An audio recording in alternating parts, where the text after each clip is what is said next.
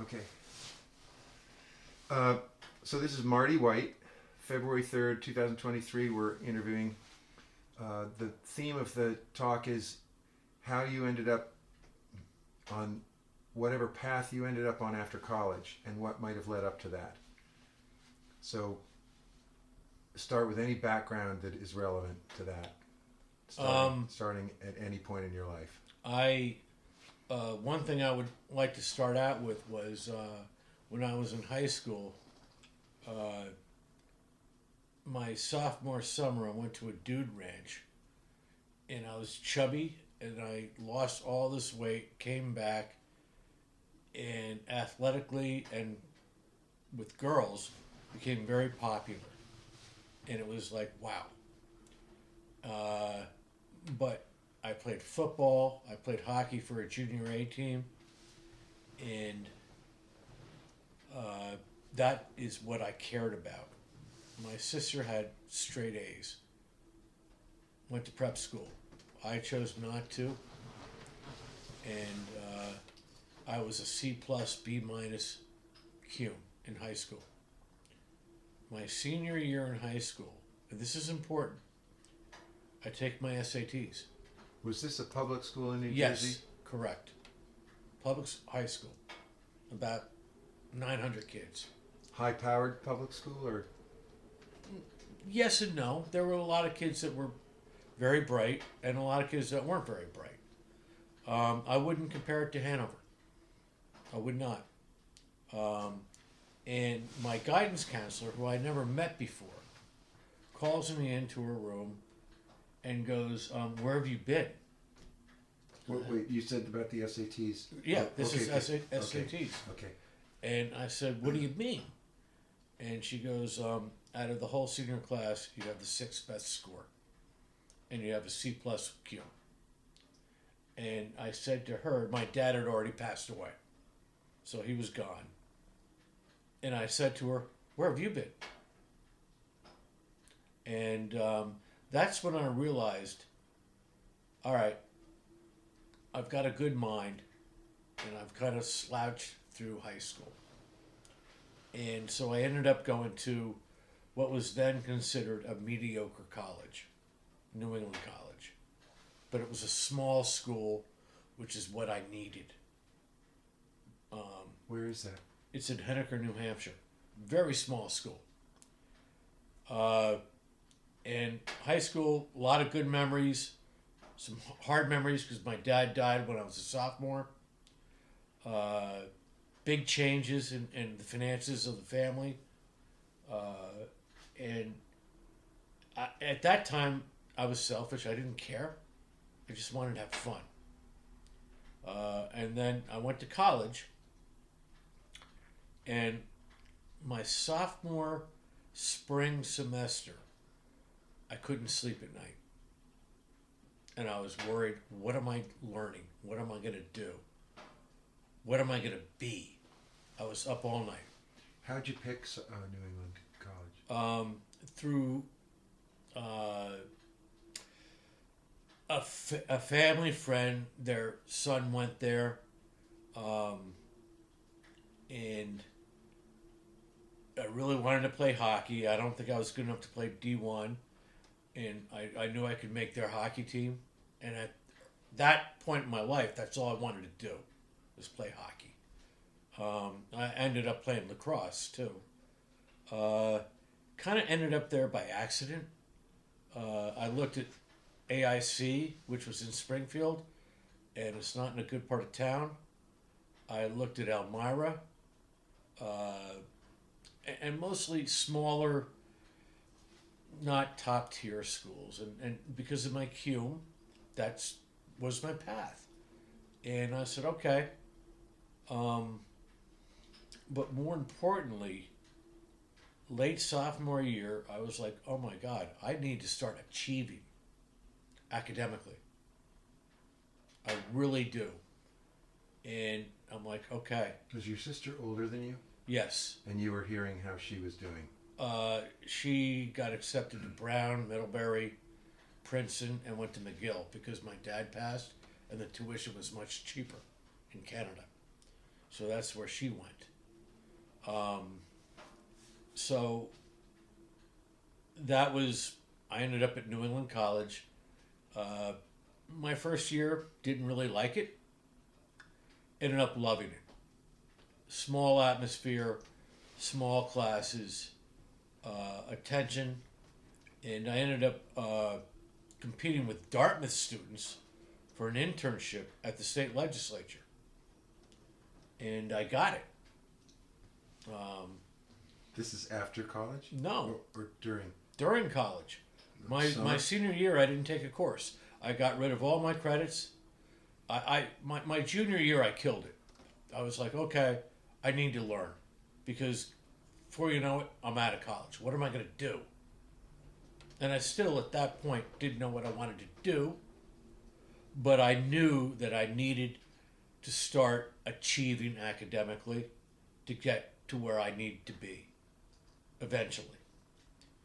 And so then my senior year, I got the internship and worked full-time at the legislature. Again, I competed with UNH guys and Dartmouth guys. And there was two of us from New England College that got it. A girl named Carrie Churchill and myself. And so basically fall and winter, and I gave up hockey. I was like, I couldn't play hockey and do the internship at the same time. Couldn't do it. But I did play lacrosse my spring year and kind of eased down on the legislature and worked there 3 days a week instead of 5 days a week. And on game days, I went and played.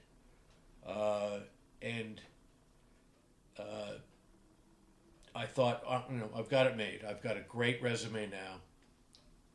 And what I came to realize is when I got out into the real world, I was interviewing in New York City with financial institutions. My dad was a Wall Street guy.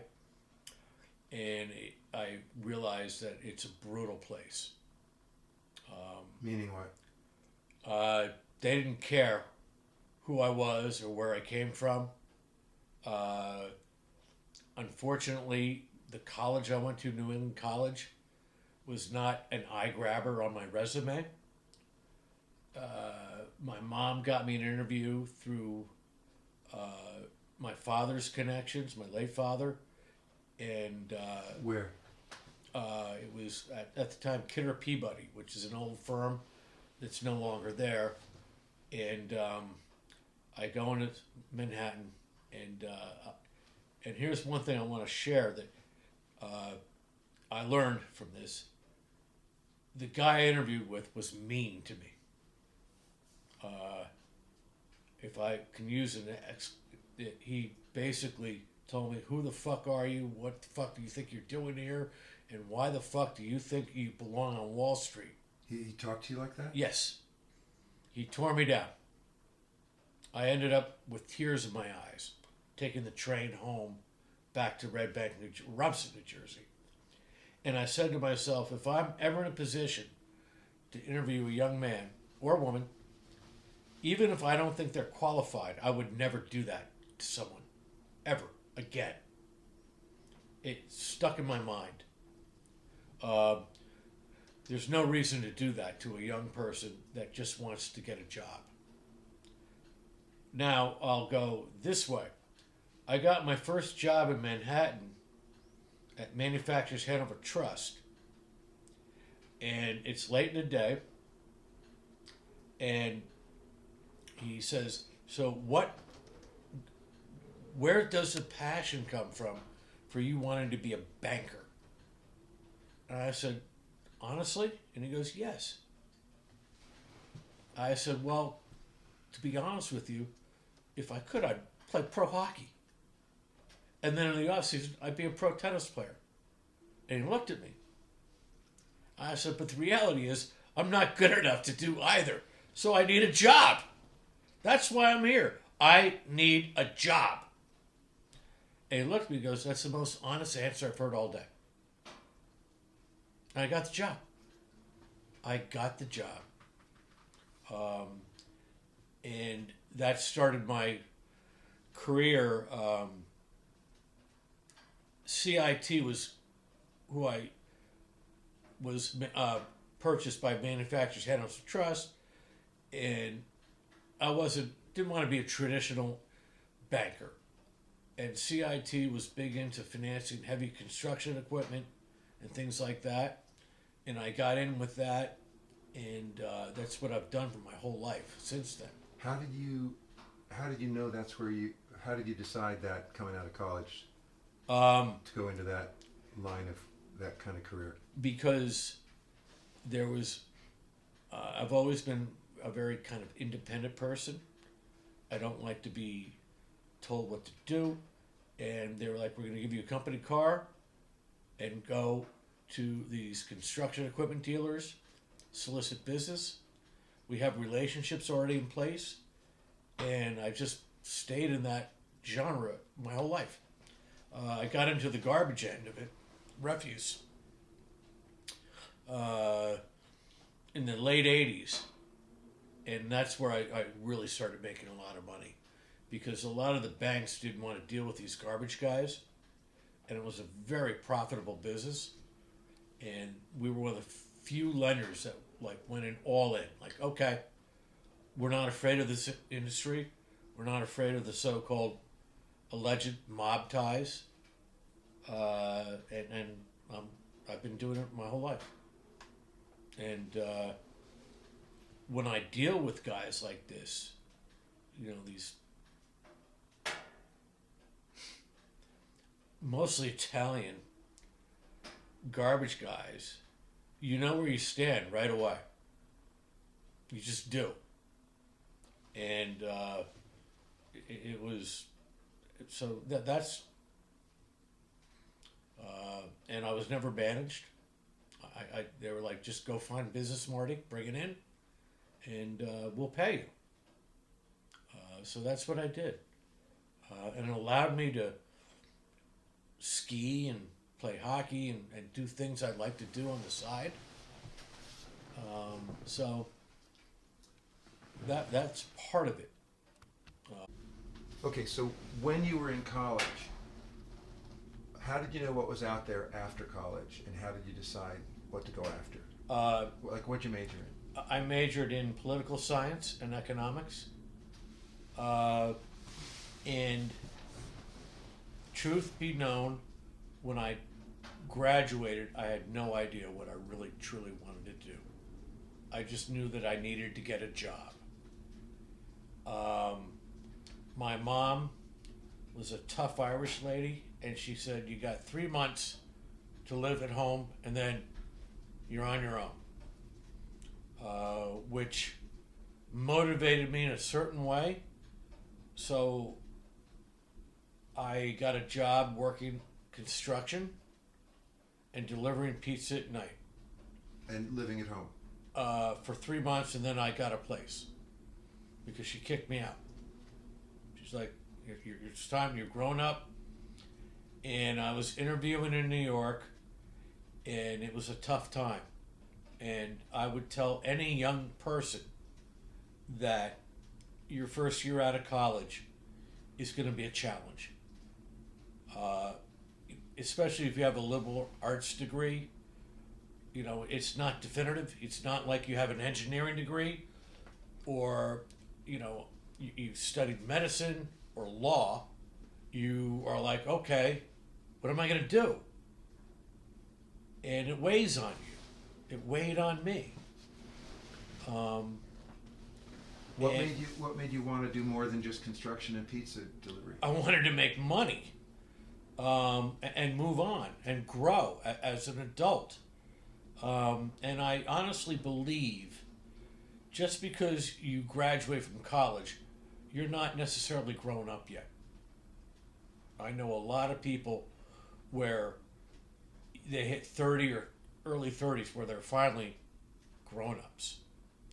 And society sometimes dictates, oh, you're out of college, you're grown up. So there was a lot of anxiety. And I was a confident guy, And for the first time in my life, I didn't feel my inner confidence because I didn't know where to go, what to do. I was bad at asking for favors, meaning going to people who knew my father or my mother and saying, hey, can you get me an interview? I was too independent to do that. Looking back, I'm glad I didn't. I did it on my own, but it wasn't easy. It was not easy. And it's not easy for a lot of kids right out of college. And it was a thin line of whether I was going to make it or not, believe it or not. So when you say you wanted to make money, you were making money in construction and pizza, but I'm getting the sense that you wanted to make a certain amount. What was setting that level for you? How did you? I grew up in a fairly wealthy family, so I was used to, I lived in a beautiful home, and I said to myself, how am I going to end up having a nice home and a wife and kids? And so I just stuck with it. I was like, I'm not going to give up. And my point would be early on, after college, is be honest with anybody you're interviewing with. Whatever job it is, be honest. That's what got me my first job, was being honest. And I think people respond to that. I really do. In other words, why are you here? Because I need and want a job. How did you get back in the saddle after that first interview? Oh, I was crushed for a while, John. I'll be honest with you. Like how long? At least a month. And my mother wasn't helpful. She's like, what are you doing and this and that? And I'm like, I'm doing the best I can. And I just stuck with it. You got to be persistent, and you have to learn to accept that you may not get treated well early on trying to get a job. There's recruiters, HR people that like to beat up people. They do. And that's reality. It's human nature. And I don't like people like that. Never have. But it's out there. And what it is if you have a bad interview, let it go. Let it go. And just say, okay, next interview. Let's do the next interview. And I will say this. If you are thinking, well, all right, it's time for me to get in sales, don't do it unless you have the right personality. Sales is really hard. In this era, you're micromanaged. Everything you do is monitored. And, if you have the right personality, yeah, you can make a lot of money.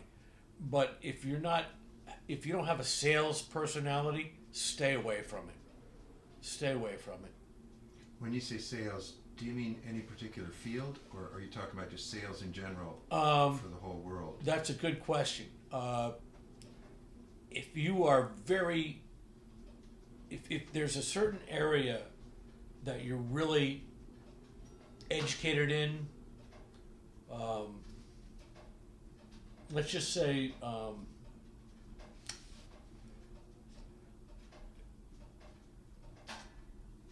advertising sales.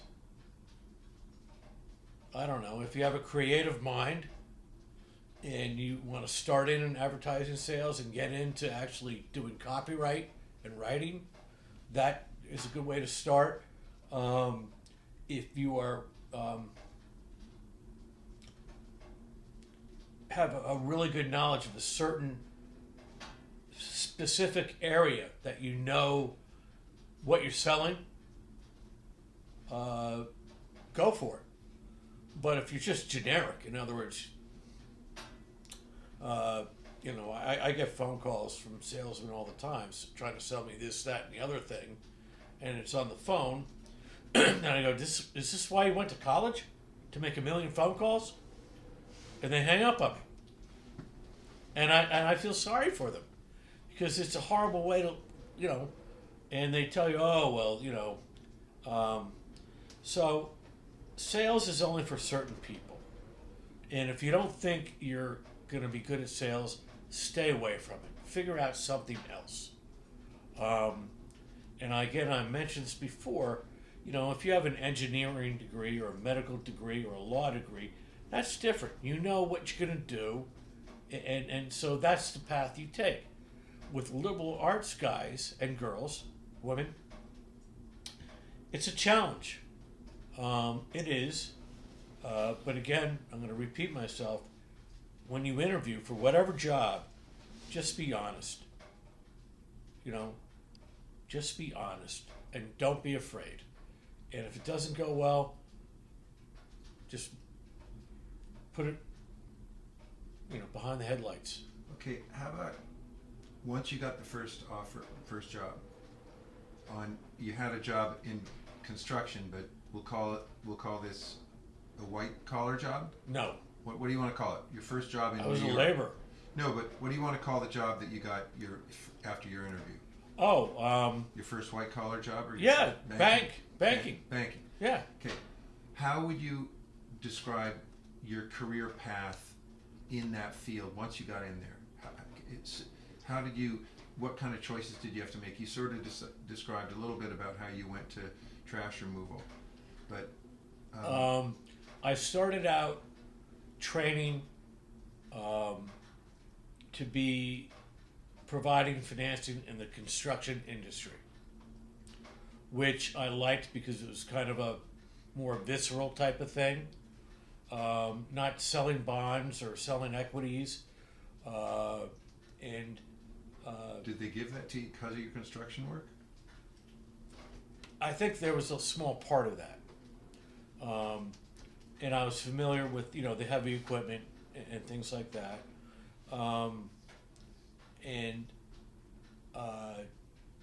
It just kind of went like boom, boom, boom. And then I really cut my teeth. One thing, I want to backtrack a little bit. Where I grew up, Rumson was a very affluent town.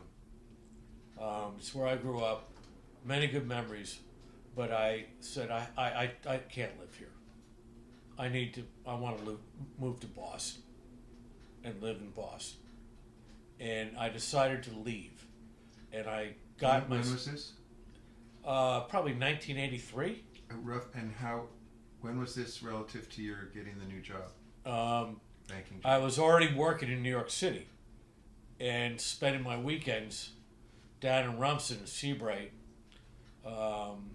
And I was like, I grew up here, but this area is not for me. So what I did is I would get the New York Times and look through the classifieds. So your bank was not big enough to have a branch in Boston. You'd No. have to get a different job. No. And I found a listing in the classifieds in the New York Times asking for a guy who is willing to be an outside salesman soliciting construction equipment loans. So, and we need a guy in Boston. And they were actually based in upstate New York. And I went and interviewed, I got the job, and I moved to Boston. And this is after how long? Only a year and a half. I said, I don't want to be in New York City. Were you making enough money to make you happy? Barely. I mean, I was living in the city, and I could barely pay my rent. Can I ask you how much? At the time, I was making $18,000. Ooh. But this is 1983. But yeah, I mean, there was like... That's hard to live in New York, there was a couple times like, oh boy, is my rent check going to clear? And I lived with a guy. So I said, this is not for me. I made a conscious choice that this is not for me. and it was the smartest decision I ever made. All right, so the job I got in Boston, I would look at the New York Times classifieds. It was before the internet and all that type of thing. And I said, ooh, that looks like a pretty good opportunity. And I pursued it and I got it. And what were you looking for again? Recruiting? Basically being a field guy, financing heavy equipment. Not in an office, go out and see people, press the flesh, that type of thing. And so I moved there, and I couldn't have been happier. It was where I belonged. Was it really easy to get the job? Yeah.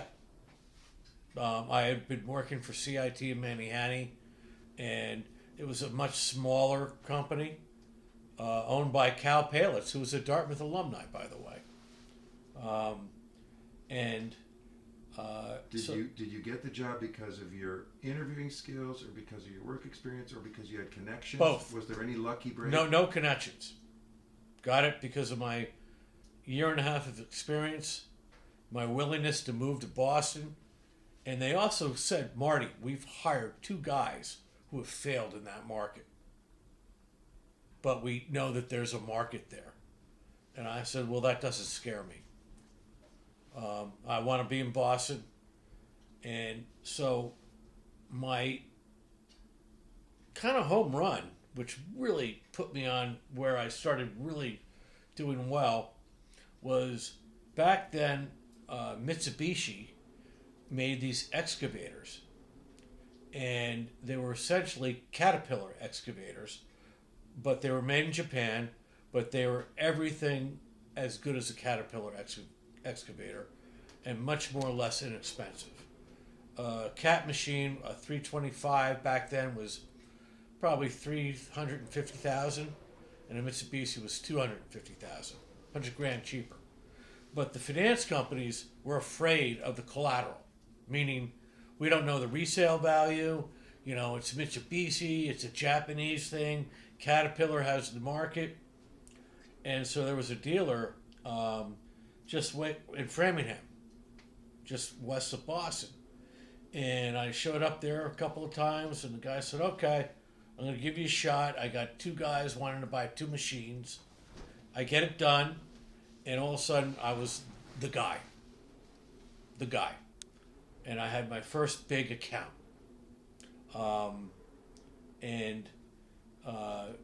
Boston was fantastic. I loved the city. I bought a condo. Everything was going really well. And I was there until I got married.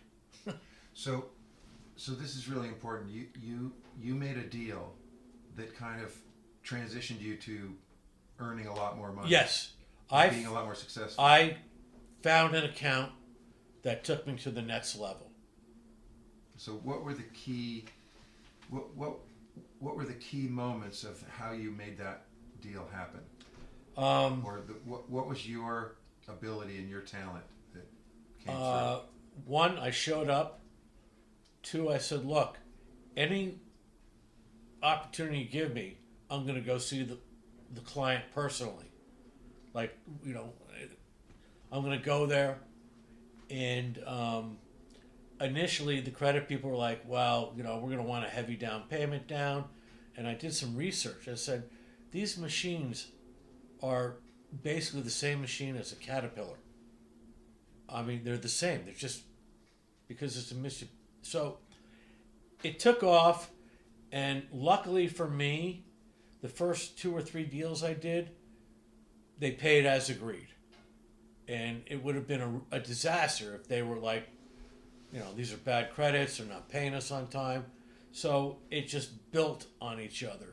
So the research you did, you had someone who wanted to borrow money from the bank you worked for. Right. And you needed to convince your bank that the collateral was good. Yes. And then once you convinced your bank, they agreed to loan the money, and it worked out because... And it grew exponentially. I see. And I don't think we had one deal that went bad. They came back and they kept borrowing money more from your bank. And then what happened was... And paying a lot of interest for it. late 20s, early 30s now, and all of a sudden I'm getting recruiters calling me saying, "Hey, like these guys want you. These guys want you." This is after how many years of the new I job? was with them for 5 years, and so I think I was 32 where I went to work with Xerox, which is an old dinosaur now. Okay, before we get to that, would you be willing to talk numbers about what that deal meant and how much it was worth and how much it Yeah, improved your income? Before I was 30, I was making over six figures. What Back in the 80s. what was that deal worth? You said that they were $250,000 each, and you financed two of them for them. Well, no, what it was is all of a sudden I got an exclusive on all Mitsubishi financing. In other words, they did not have a captive finance program, so every deal came to me. In the whole country? In all of New England, all the East Coast. So I was looking at 4 or 5 machines a month. And all going through your bank. Yep, and me. And what were you getting a cut off the loans or part of the interest payments? Or? I was getting commissions, and I also got 3 raises in less than 9 months. Okay. I found it, and I found it, and it worked. And it was one of those things where I just showed up 2 or 3 times, and the guy finally said, "All right, I'll give you a shot." And my thing was, just give me an opportunity. That's all I'm asking for. This is your employer. No, the dealer, the Mitsubishi guys, they were like, "What are you doing here again?" I'm like, "I want a chance. I want an opportunity. I'm going to keep coming back until you give it to me." Wait, I don't understand. So I'm a little stupid here. So Mitsubishi was selling their equipment, Right. but the people they were selling to needed loans to buy the Right. equipment. So your bank was going to give them a loan. So why would you talk to Mitsubishi instead of the people who wanted to buy the Mitsubishis? Well, no, Mitsubishi would say, "All right, we've got 3 guys looking to buy machines." And I went there at least 4 or 5 times before they gave me an opportunity. You went to Mitsubishi. Yes, Why would you go to them? because They weren't borrowing money from you. no, but they needed financing for their machines. In other words, a guy says, "All right, I want to buy an excavator for $325,000. I need financing." And so they were working with various different banks and and finally they said, "You're the guy." But I was persistent. I went and, the first 2 or 3 times they said, "Well, you're just another guy with a business card." And I hung in there and said, "No, just give me one opportunity." Were they Japanese? No. The corporate guys were, but the dealer who was selling it, they were U.S. guys. I see. So it's kind of like a car dealership Yeah, similar. offering loan Yes. loan money to buy a car. Right. And I ended up incrementally getting an exclusive where everything went through me. Everything. And so that was in your late 20s? Yeah. Like 1988, something like that. So you came out of college about 1980. Yes. And then you got a job in New York about 1981. 82. 82. So Yeah. you took a little bit, took you 2 years to get that job. I worked as a lacrosse coach and a phys ed teacher Oh, right out of college. Oh, in New Jersey. Yes, at Rumson Oh. Country Day School. Okay. Then you got the Yes. construction job. Then that was 82, and then your job in New York, you knew you didn't like it, but it took a year and a half to find another job to figure that A year out. and a half to 2 years. So that's like 84. Right. Then you got this job in Boston, 84, and then by 88, you made yourself successful within the first year. Would you say I exceeded expectations. in the first year? Yeah, because they knew there was a market there, but they had 2 guys they hired, older guys, that didn't produce. And I did enough business my first 2 years to say, hey, you're doing a good job. Not enough to make real money, but you're doing a good job. And then, boom, the Mitsubishi account hit. Okay, so that was 2 years after you were there. Yes. And then within 2 years, you made it big. Yeah. Well, in my mind. 3 raises in 9 months. Yep. And you bought a condo. Yep. All right. So now we're about 1988, and you've been there about 4 years. And now you're talking about another job? Yeah. Why? What was happening? A recruiter called me and said there's this company called Circle Business Credit, which was a subsidiary of Xerox. And he said they are one of the only lenders in the refuse business. They like garbage companies. And I said, well, what's the deal? And they said, well, you're going to have a salary plus commission. It's a burgeoning market, meaning they're the only lender that really understands the industry. And I went down to Louisville, which is where their corporate headquarters was, and had a great interview. And I took the job, and it took off. I mean, was this a bank again? Nope, it was owned by Xerox. So it was basically Xerox had a company called Circle Business Credit where they lent money. A big thing they did was laundromats, like public laundromats. They would finance that equipment, and they got into the garbage business. And we were the only show in town. I probably financed, I don't even know, close to $1 billion in 10 years. Why would Xerox get into laundry business or the garbage business? Because they had some people that were smart. They would look at an industry and say, look, there's no lenders that really want to be involved in this, so the competition is limited. I mean, I would go to garbage companies and say, just get it done. Like, we wouldn't even negotiate interest rates. They were like, just get it done. Because back then the garbage business was kind of the Wild West. So Xerox said the garbage business in America is growing. Yes. And we'll go make some money off that by lending money to people who want to do the business, and we'll take care of the lending money. Well, here is the other thing. Back then, Browning Ferris Industries, BFI out of Texas, and Waste Management, who's still around, huge publicly held companies, were driven to grow through acquisition. So even if we had a guy on the books, a private guy, who was struggling, he puts up the white flag and says, buy me, and we would get paid off. There was almost no risk. Because if a guy struggled, he would sell out, and the sale could not be completed unless we were satisfied as creditors. So they had to pay us. So we never lost money. Never. And it was, I still do it independently. I mean, I deal with several banks. But yeah, and what was your talent that you brought about the garbage business? What specifically were you looking at when you were evaluating deals that you had the talent for?